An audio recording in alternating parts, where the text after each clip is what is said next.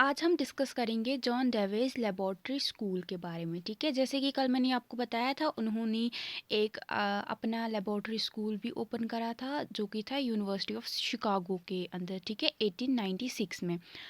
तो वो उन्होंने इसलिए ओपन करा था ताकि वो जो आइडियाज़, जो एजुकेशनल आइडियाज़ थे उनको वो टेस्ट करें और उनको वो इम्प्लीमेंट कर सके। ठीक है, इसलिए उन्होंने एक एक्सपेरिमेंट स्कूल ओपन करा था यूनिवर्सिटी ऑफ शिकागो में। तो जो ये इनका स्कूल था, ये इनकी जो लेबॉर्ट्री थी, इसको क्या बोला जाता था ऑफिशियली? इसको क्या बोला जाता था? University elementary school. ठीक है, ये बहुत मेन, इसका इम्पोर्टेंट मेन पॉइंट है। तो इसका जो मेन पर्पस था, इसका जो मेन काम था, वो ये था कि ये जो लेबॉर्ट्री है, इसमें रिसर्च हो सके और एक्सपेरिमेंट करा जाए नए नए आइडियाज़ और मेथड्स ऑफ एजुकेशन को। ठीक है, ये था इसका काम। इस स्कूल में जो बच्चे आप समझो जो कि 4 से 14 इयर्स की एज में होंगे, उनको इस स्कूल में एडमिट करा जाता था। छोटे छोटे ग्रुप्स में रखा जाता था और फिर उनके इंटरेस्ट थे, उनकी जो एबिलिटीज़ थी, उनके हिसाब से उन बच्चों को पढ़ाया जाता था। तो स्कूल में टीचर्स को भी बच्चों को पढ़ाने के लिए सिलेक्ट करा जाता था, अपॉइंट करा जाता था किन टीचर्स को, जो कि किंडरगार्टन सिस्टम ऑफ एजुकेशन को प्रमोट करते होंगे। ठीक है, उनको वैसे ही पढ़ाया जाता था, ट्रेन करा जाता था किंडरगार्टन, ताकि वो इन बच्चों को अच्छे से पढ़ा सके। जो ये स्कूल का जो प्रोग्राम था, ये रिस्ट्रिक्टेड नहीं था जैसे हमारा आजकल के जो होते हैं ना, उसमें जैसा एक करिकुलम है सेट किया गया है, वैसे ही पढ़ाते, वैसे ही चलते हैं। इनका वैसा नहीं था, ये रिस्ट्रिक्टेड नहीं था और ना ही यहाँ पे कोई रिजिड रूल्स और रेगुलेशंस थे। जैसे ये करना चाहते थे वैसे कर सकते थे, चेंजेस ला सकते थे। और यहाँ पे टीचर्स को पूरी फ्रीडम दी जाती थी, वो जो करिकुलम है वहाँ का, उसको अपने हिसाब से चेंज कर सके, जैसे जब उनको लगता कि हमें जैसे बच्चों को, जो हमारे बच्चे जिस तरीके से समझ पा रहे हैं कॉन्सेप्ट्स को, वो वैसे पढ़ा सकते थे। ऐसा नहीं था कि जैसे जॉन डेवी ने जैसे उनको तरीका बोला है पढ़ाने के लिए, वो वैसे ही पढ़ाए। उन्होंने उनको पूरी फ्रीडम दी थी, जैसे वो पढ़ाना चाहते थे वो पढ़ाए उनको। ठीक है, टीचर्स को यहाँ पे जो टीचर्स होते हैं, उनका ये काम होता था कि जो बच्चे की जो नेचुरल एबिलिटीज़ है ना, जो उसके अंदरूनी जो उसको एबिलिटीज़ मिली हैं नेचुरली, जो उसके अंदर है जो चीज़ें, वो उसको अच्छे से और ज़्यादा डेवलप कर पाए। ठीक है, जैसे कि आप उनको वैसा ही एनवायरनमेंट मिले, चाहे वो जैसे कंड्यूसिव सोशल जो उनका एनवायरनमेंट है, उनको वैसा ही वो एनवायरनमेंट मिले। और वो कैसे वो मिलता था उनको, वो प्रॉब्लम सॉल्विंग मेथड से। तो उनको वैसे मतलब एनवायरनमेंट ऐसा था जिसमें उनको ज़्यादा से ज़्यादा प्रॉब्लम्स को जो है सॉल्व करना पड़ता था, जिससे उनको उनकी जो नेचुरल एबिलिटीज़ थी वो और ज़्यादा अच्छी हो जाती थी।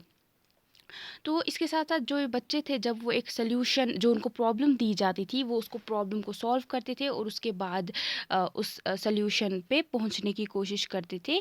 इस तरीके से जो है जॉन डेवी का जो एक आइडिया था वो करेक्ट प्रूव हुआ। तो जब जो ये स्कूल था इनका, जो इनकी लेबॉर्ट्री थी, ये जब फेमस हो गई, उसके बाद जो इनकी कंट्री थी, इसमें बहुत सारे जो है और भी ऐसे ही स्कूल्स ओपन किए गए, जहाँ पे जॉन डेवी के जो आइडियाज़ थे उनको प्रमोट करा गया। ठीक है, इसी तरीके से। तो ये जो स्कूल था ना, ये इसके दो बेसिक प्रिंसिपल्स थे जिस पे ये चलता था। एक यहाँ पे था कि इनको एक्टिविटी मेथड ऑफ टीचिंग करानी है, यानी बच्चों को ऐसे नहीं पढ़ाना है कि रट्टा जैसे उनको पढ़ा रहे हैं, बल्कि उनको एक्टिविटीज़ करानी। जैसे देखो, मैं आपको भी पढ़ा रही हूँ, ऐसा नहीं है ना, मैं आपसे कोई एक्टिविटी, आप सुन रहे हो मुझे, है ना। तो ये इसमें आप नहीं उतना इंक्लूड कर पाओगे एक्टिविटी मेथड में। एक्टिविटी में आप उनको बच्चों को अलग अलग एक्टिविटीज़ के थ्रू पढ़ाते हो। ठीक है, तो वो यहाँ पे होता था। और रीऑर्गेनाइजेशन ऑफ एक्सपीरियंस कराया जाता था, यानी जो बच्चे के ये समझते थे हर एक बच्चे में कुछ ना कुछ चीज़ें ऑलरेडी हैं, कुछ ना कुछ चीज़ें उसने सीखी हैं, उन्हीं चीज़ों में नई नई चीज़ों को इंक्लूड करना है, जिससे वो उनका जो ऑलरेडी उनके पास एक्सपीरियंस है वो और अच्छा हो पाए। ठीक है, और चीज़ें वो उसी से सीख पाए। ऐसा नहीं है सिर्फ उनको नया नया सिखाना है, बल्कि जो ऑलरेडी उनके पास इंफॉर्मेशन है उसको और बढ़ाया जाए, वो इनका था। उसके बाद यहाँ पे जो एक बच्चा होता था, उसको नेचुरल एक्टिविटीज़ में जब भी उसको जैसे देखो आप जैसे बच्चे हो, आपको जब आप कुछ साल पहले जब बच्चे थे, जब आपको कोई भी टीचर बोलता कि चलो आज हम खेलेंगे, आप कितने खुश हो जाते थे, है ना? तो उसी तरीके से यहाँ पे क्या करते थे, बच्चे को वैसे ही एनवायरनमेंट में पढ़ाते थे जैसा बच्चे को अच्छा लगता था।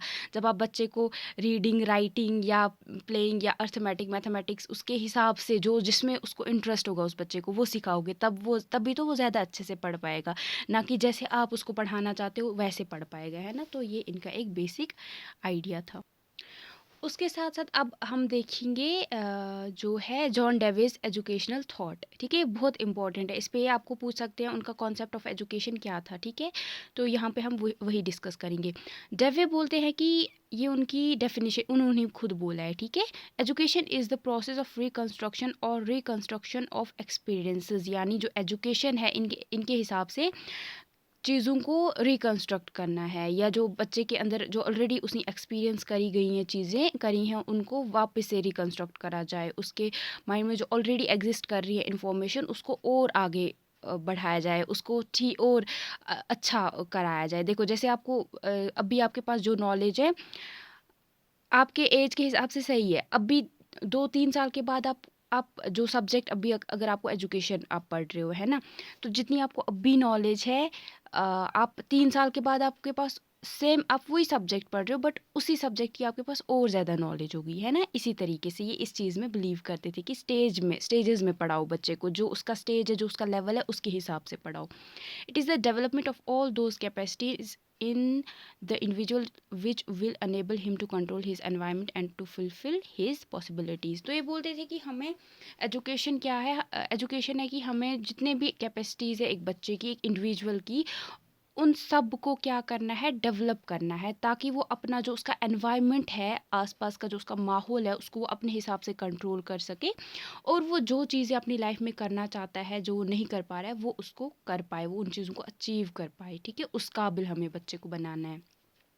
इनके हिसाब से एजुकेशन के 2 साइड्स थे, एक साइकोलॉजिकल साइड था और एक सोशल साइड था, और ये बोलते थे कि कोई भी ये दोनों साइड्स हैं जो इनको आप निगलेक्ट नहीं कर सकते हो, किसी को भी, कोई एक दूसरे से कम या ज़्यादा नहीं है, इन दोनों जो ये साइड्स हैं इनमें से, ये एक ही कॉइन की दोनों साइड्स हैं और दोनों इम्पॉर्टेंट है, ठीक है? तो जो साइकोलॉजिकल साइड ऑफ जो ये एजुकेशन है, ये एक बेसिस है एजुकेशन की, ठीक है? एक बेस बनाता है।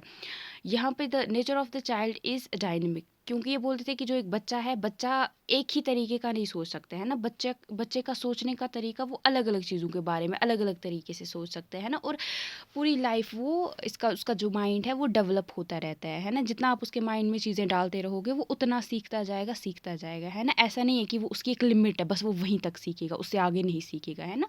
तो ये उस चीज़ में बिलीव करते थे। तो इसीलिए बोलते थे कि हमें अगर बच्चे को अच्छा एक उसकी एक पर्सनैलिटी बनानी है, उसको काबिल बनाना है, उसके लिए हमें उसके साइकोलॉजिकल नेचर पे भी फोकस करना पड़ेगा, ठीक है? स्टार्टिंग में ही, ऐसा नहीं है कि आप एक एज के बाद करो, बल्कि बच्चे की स्टार्टिंग से ही 4 ईयर जो इनके हिसाब से था, वहीं से आपको ये स्टार्ट कर देना है। हो सके तो बच्चा घर पे ही होता है तब से ही स्टार्ट करना चाहिए। तो ये बोलते थे टीचर जो है उसको एक्टिविटी जो बेस्ड जो करिकुलम है उसको बच्चे के साथ इस्तेमाल, मतलब बच्चे को उसी में पढ़ाना चाहिए, ठीक है? ताकि वो नेचुरली चीज़ों को सीख पाए और एक्टिविटीज़ के थ्रू सीख पाए, क्योंकि इस एज में क्या होता है, बच्चे को ज़्यादा से ज़्यादा एक्टिविटीज़ करना पसंद है। आप एक जगह पे पकड़ो एक बच्चे को और उसको पढ़ाते जाओ, बोलते जाओ, वो तंग आ जाएगा ना, वो सो जाएगा वहाँ पे। वहीं पे आप अगर उसके साथ खेलोगे, उसके साथ खेल में उसको पढ़ाओगे, एक्टिविटीज़ करा के पढ़ाओगे, वो उतने अच्छे से उन चीज़ों को सीख पाएगा, है ना? इस तरीके से। तो ये बोलते थे जो बच्चा है, the child should be put in the complete possession of all his powers. तो बच्चे को पूरी आपको उसको पूरी ये देनी है, मतलब उसको पोजेशन देनी है। यहाँ पे मैं आपको कैसे समझाऊँ पोजेशन क्या है। उसको पूरे तरीके से आपको खुला छोड़ना है, ठीक है? आपको ये नहीं है कि आप अपने हिसाब से चीज़ों, जैसे वो सीखना चाहता है नेचुरली उसको वो सारी चीज़ें सिखाओ, ताकि उसकी जितनी भी पावर, स्किल्स, जजमेंट जो भी है वो सारा डेवलप हो पाए, जैसे वो सीखना चाहता है, ठीक है? उसको उस तरीके से खुला आज़ाद छोड़ दो, वैसे ना ये यहाँ पे बोल रहे हैं कि उसको वो दो इजाज़त सॉर्ट ऑफ। यहाँ पे बोलते हैं कि इसके साथ साथ सोशल साइड भी इक्वली इम्पॉर्टेंट है। बच्चे के लिए, क्योंकि at the end of the day बच्चा जो है वो सोसाइटी में ही जीता है और सोसाइटी में ही ग्रो करता है ना, और वहीं से ही बिलोंग करते हैं, हम सब सोसाइटी में से ही बिलोंग करते हैं ना अपने। तो ये बोलते थे इसके लिए जो है उसका ये सोशोलॉजिकल साइड भी इम्पॉर्टेंट है। इनके हिसाब से जो है all education proceeds by participation of the individual in social consciousness of the race. तो ये इन्होंने डेफिनेशन दी थी। उसके बाद है education as reconstruction of experiences. तो ये यहाँ पे क्या बोलते हैं कि जॉन डेवे के हिसाब से ना जो एक्सपीरियंस है ये मेन सोर्स है जहाँ से नॉलेज मिलती है बच्चे को। जितना वो एक्सपीरियंस करेगा चीज़ों को उतनी उसके पास नॉलेज आएगी। तो इसी से क्या होता है, एजुकेशन जो है ये क्या करता है, रिकंस्ट्रक्ट, ये एक प्रोसेस है जिससे जो एक्सपीरियंस है बच्चे के वो रिकंस्ट्रक्ट होते हैं। ठीक है, उसको ज़्यादा से ज़्यादा जो चीज़ें हैं वो सीख पाता है, ज़्यादा से ज़्यादा और एक्सपीरियंसेस कर पाता है, जो उसके पास ऑलरेडी एग्जिस्ट करती है इंफॉर्मेशन उसको वो वापस से रिफ़्रेश कर पाता है और चीज़ें सीख पाता है ना। तो ये सारा है, उसको एक सोशलाइज्ड वैल्यू देता है through medium of individual efficiency. तो उसके बाद और इसके साथ साथ ये भी बोलते थे कि जो एक एक्सपीरियंस, कोई चीज़ आप एक्सपीरियंस करते हो, इससे क्या होता है और चीज़ों को आप फिर एक्सपीरियंस कर पाते हो। यानी एक जो एक्सपीरियंस है वो दूसरे को लीड करता है, दूसरे की तरफ जाता है। और हर एक जो नया एक्सपीरियंस आप कोई चीज़ करते हो उससे जो ऑलरेडी आपने पहले कोई चीज़ सीखी है उस वो और दोबारा से और उसमें मॉडिफिकेशन ला सकते हो, उसको मॉडिफाई कर सकते हो। ठीक है, पुराने वाले को, है ना। मतलब देखो जैसे हम बोलते हैं हम एक इंसान जो है वो गलतियों से सीखता है। कुछ साल पहले आप जो है आप कुछ चीज़ें करते होंगे, अभी वो आप नहीं करते हो, है ना, क्योंकि आपने सीख ली है। जब आपके साथ कुछ हुआ है तभी तो आपने सीखा है, एक्सपीरियंस करा है कि आपको पता है हाँ ये गलत हुआ है। अब आप वो चीज़ नहीं करोगे। तो वो ये इसी चीज़ में बिलीव करते थे। तो ये बोलते थे जो एक्सपीरियंस है ये हमेशा कंटिन्यू होते रहना चाहिए। इससे क्या होगा, एक जो इंडिविजुअल है वो फिजिकली भी, मेंटली भी, सोशली भी और मॉरली भी ग्रो करता रहेगा। अगर एक्सपीरियंसेस बच्चे में कम कर दोगे आप, एक इंसान में कम कर दोगे आप, तो वो ये चीज़ें अच्छे से उसमें डेवलप नहीं होंगी। ठीक है, तो ये बोलते थे एजुकेशन का एक जो ट्रू फंक्शन है वो है कि बच्चे का प्रोग्रेसिव डेवलपमेंट और बच्चे का जो एक्सपीरियंस है और उसकी जो नेटिव पावर्स हैं जो उसके अंदर जो ऑलरेडी उसको एग्जिस्ट करती हैं, जैसा उसने गॉड ने उसको बनाया है, कुछ चीज़ें उसमें जो वो अलग बनाया है बाकियों से उसको, वो उन चीज़ों का उसके अंदर डेवलपमेंट हो जाए, है ना। जैसे आप आपके हिसाब आप किसी एक चीज़ में, या जैसे भी आप, जैसे जिस चीज़ में मैं अच्छी होंगी शायद आप नहीं होंगे, जिस चीज़ में आप अच्छे हो मैं उस चीज़ में अच्छी नहीं हो सकती हूँ, है ना। हम दोनों का, या जो हम सब का अलग अलग, गॉड ने हमें अलग तरीकों से, मतलब कुछ ना कुछ क्वालिटीज़ हमारे अंदर रखी हैं जो हमें एक दूसरे से अलग बनाती है। हर कोई सेम तो नहीं होता है ना। तो वो यहाँ पे बोल रहे हैं। तो फिर ये भी बोलते थे कि जो एजुकेशन है ये एक्सपीरियंस से है, एक्सपीरियंस के लिए है और एक्सपीरियंस से ही है। ठीक है, तो जैसे हम बोलते हैं ना democracy is by the people for the people of the people, उसी तरीके से इन्होंने बोला कि education is by experience, for experience end of experience. ये बहुत अच्छा है ये डेफिनेशन, प्लीज़ ये नोट डाउन कर लेना और एग्जाम में अगर क्वेश्चन आएगा ना इनके ऊपर तो लिख लेना। ये बड़ा, एक तो आपको याद भी रह जाएगा, डेमोक्रेसी वाला हमने याद करा है ना अगर आपको पॉलिटिकल साइंस है, तो ये भी आपको याद रह जाएगा। अब फिर ये बोलते हैं कि function of education lies in creating suitable condition for promotion of continuity of. तो इसीलिए बोलते थे कि जो एजुकेशन का ये काम है कि बच्चा जो है उसको टाइम मिले, उसको वो मौका मिले कि वो एक्सपीरियंस करे नई नई चीज़ों को। अगर जब आपकी एजुकेशन रुक जाएगी तभी आप चीज़ों को और ज़्यादा अच्छे तरीके से एक्सपीरियंस करना बंद कर दोगे, है ना। तो इसलिए हमेशा एजुकेशन को कंटिन्यू रखना चाहिए। तो उसके साथ साथ है it is only experience which increases knowledge and modifies the child's behaviour through medium of education. तो ये बोलते हैं एक्सपीरियंस ही वो चीज़ है जो एक बच्चे की नॉलेज को बढ़ाता है और उसके बिहेवियर को मॉडिफाई करता है और अच्छा बनाता है। किससे बनता है, एजुकेशन, किसके थ्रू बनता है, एजुकेशन के थ्रू। ठीक है, ये था आपका। अब हम देखते हैं एम्स ऑफ एजुकेशन, बहुत इंपॉर्टेंट है। तो इनके हिसाब से मेन क्या एम्स थे, सबसे पहले प्रॉपर एडजस्टमेंट।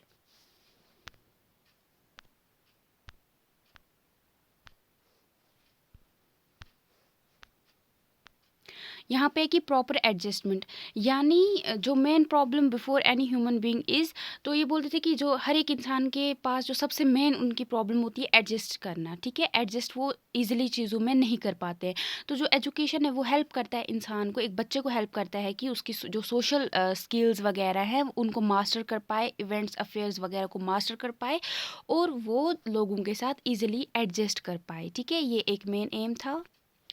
उसके बाद है और हाँ, यहाँ पे इन्होंने ये भी बोला कि जैसे हमारा जो सोशल एनवायरनमेंट है वो हमेशा बदलता रहता है ना, तो उसी के हिसाब से हमें एडजस्ट करते रहना पड़ता है, और अगर हम एडजस्ट नहीं करते हैं तो जो है फिर हमें हमारे लिए प्रॉब्लम हो जाती है। इसीलिए बोलते हैं कि जो एजुकेशन है एक इंसान को हेल्प, एक बच्चे को हेल्प करती है कि वो अपने बदलते हुए माहौल के साथ जो है सोशल एनवायरनमेंट के साथ एडजस्ट कर पाए, ठीक है, ताकि दोनों इंडिविजुअल और सोसाइटी की जो नीड्स हैं वो फुलफिल हो पाएँ।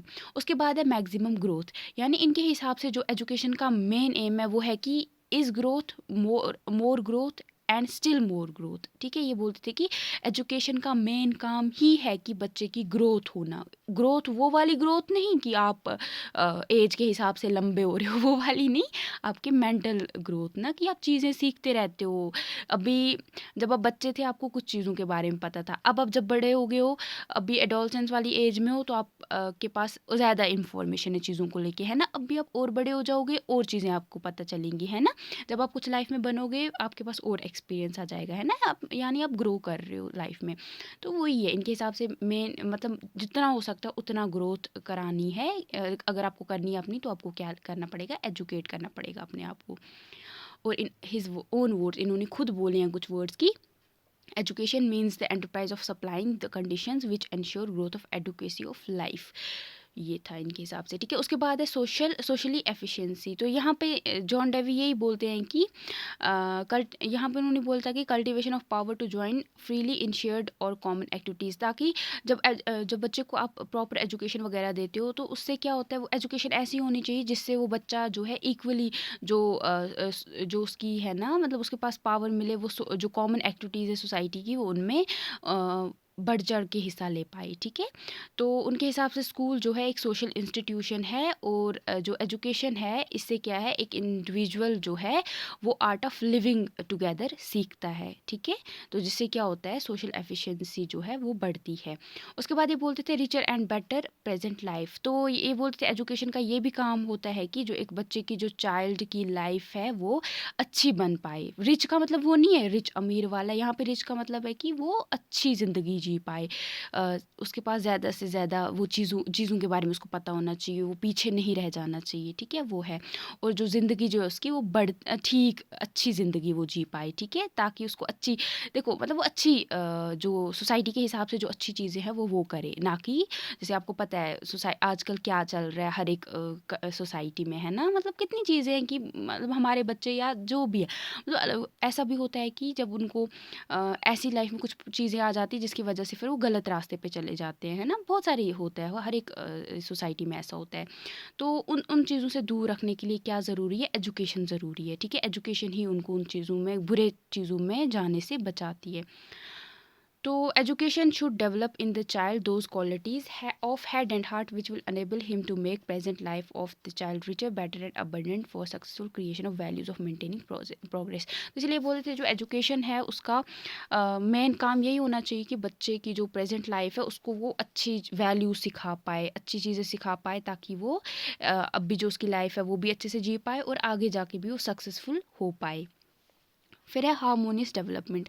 तो जैसे बाकी आइडियलिस्ट वगैरह थे ना, वो बिलीव करते थे स्पिरिचुअल वैल्यूज़ वगैरह में, लेकिन जॉन डेवी स्पिरिचुअल वैल्यूज़ में बिलीव नहीं करते थे। लेकिन उन्होंने हार्मोनियस डेवलपमेंट होता है हर एक जो हमारी सोसाइटी में चीज़ें इंपॉर्टेंट है ना, या बच्चे की जो अपनी और सोशल या रिलीजियस, वो सब को मिला के बोला जाता है हार्मोनियस। तो ये हार्मोनियस डेवलपमेंट में बिलीव करते थे, बोलते थे कि जो बच्चा है उसका फिजिकल डेवलपमेंट भी होना चाहिए, इंटेलेक्चुअल भी होना चाहिए, सोशल भी, मॉरल भी, रिलीजियस भी, रिलीजन को भी इन्होंने इम्पोर्टेंस दी है। एस्थेटिक में आ जाता है आपका, जैसे आप करते हो ना कि कुछ चीज़ें बनाते हो, आप ड्राइंग करते हो, आप वो बनाते हो, क्या उनको बोलते हैं, स्कल्पचर्स वगैरह बनाते हो, वो सारी आ जाती हैं इसमें, ठीक है। कैलीग्राफी वगैरह, ये सब बच्चे के अंदर होना चाहिए, ठीक है। ये एम्स ऑफ एजुकेशन होता है। तो इसीलिए ये बोलते हैं कि एजुकेशन जो है एक बच्चे के अंदर वो सारी क्वालिटीज़ डेवलप करनी चाहिए जो कि उस बच्चे को अच्छी लगती है।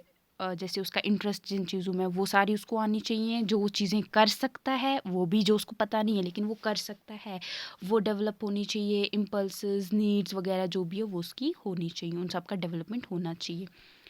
उसके बाद है education should combine theory and practice. इनके हिसाब से जो एजुकेशन है ना, उसमें दोनों चीज़ें होनी चाहिए। थ्योरी यानी जो पढ़ते हो, पढ़ाया भी जाना चाहिए, और साथ में ऐसा नहीं कि आप सिर्फ पढ़ा रहे हो बट प्रैक्टिस में उसको वो चीज़ें नहीं लागू करवा रहे हो, उसमें नहीं इम्प्लीमेंट करा रहे हो, वो नहीं करना है। प्रैक्टिस में भी उसको वो चीज़ें आनी चाहिए। देखो जैसे मैं आपको भी पढ़ा रही हूँ, मेरा जैसे अगर मैं आपको मतलब रियल में अगर मैं जैसे अब भी मैं पढ़ाऊँगी, हो सकता है मुझे नहीं पता है आप कैसे बच्चे हो, किस टाइप के हो, है ना। तो मैं आपको चीज़ें नहीं बता सकती हूँ, मतलब वैसे करा नहीं सकती हूँ। बट अगर रियल में अगर होगा, ये तो भी रियल टाइप का है, बट रियल, ये तो रियल ही है। बट मतलब मेरा कहने का मतलब है कि अभी हम फेस टू फेस अगर होते, तो मेरा अगर मैं आपको पढ़ा रही होती, मेरा ये काम, सिर्फ मेरा ये काम नहीं होता कि मैं आपको सिर्फ पढ़ा रही हूँ, बल्कि मुझे ये भी इंश्योर करना था कि क्या वो चीज़ें आप कर रहे हो अपने बिहेवियर में इम्प्लीमेंट। अगर मैं आपको बोल रही हूँ कि ये चीज़ गलत है, वो चीज़ सही है, तो क्या वो आप कर रहे हो कि आप फिर भी वो चीज़ें कर रहे हो, तो वो भी मुझे आपको सिखाना है ना। ठीक, वो यहाँ पे इस हिसाब से बोलते थे कि वो चीज़ें जो आप पढ़ा रहे हो, वो नहीं है कि सिर्फ पढ़ा रहे हो, बट वो उसको है कि वो चीज़ें वो प्रैक्टिस में भी लानी है। जैसे साइंस में होता है ना कि जो पहले आप कोई चीज़ थ्योरी में पढ़ते हो, फिर उसको आप प्रैक्टिस में,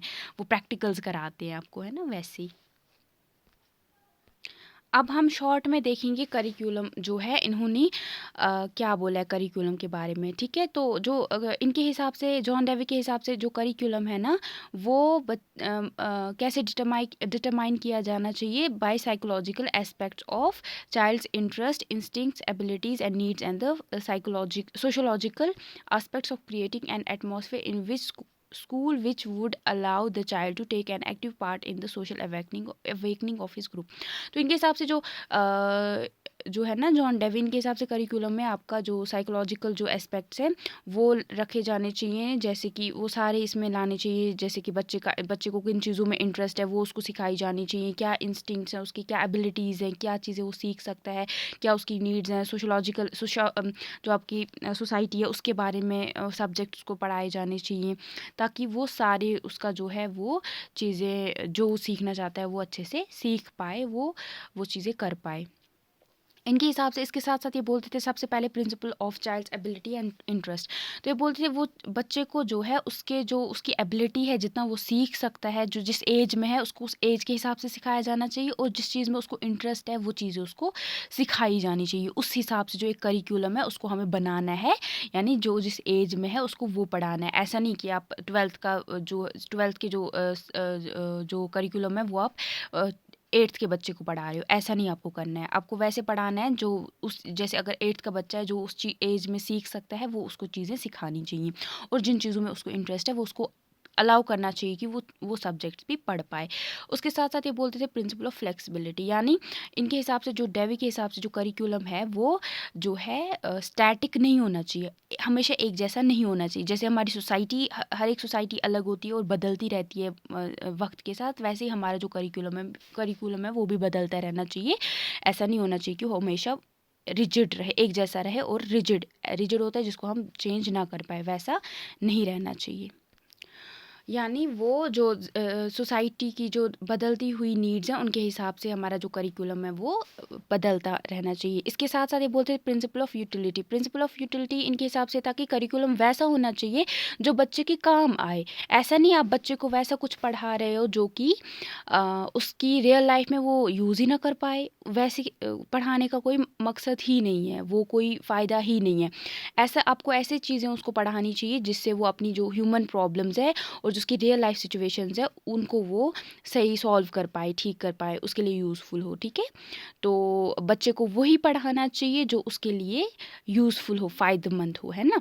उसके साथ साथ ये बोलते थे प्रिंसिपल ऑफ चाइल्ड्स एक्सपीरियंस, जो इसमें ये बोलते थे कि हमें बच्चे को जो उसकी जो एज है ना, जो उसके पास जितने एक्सपीरियंस है उस एज में, उसी के हिसाब से पढ़ाना चाहिए, है ना।